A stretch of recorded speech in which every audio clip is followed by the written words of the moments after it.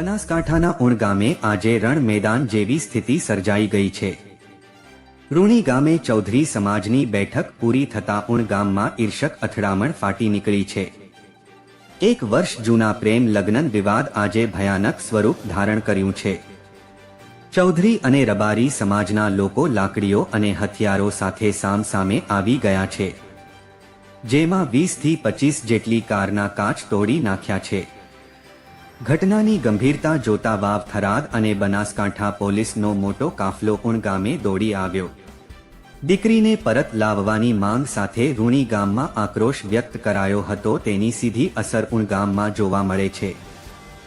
હાલમાં સમગ્ર પંથકમાં ભારેલા અગ્નિ જેવી સ્થિતિ સર્જાય છે અને પોલીસ સાવણીમાં ફેરવાઈ ઉણ ગામમાં અત્યારે શાંતિ જાળવવાનો પ્રયાસ કરી રહી છે।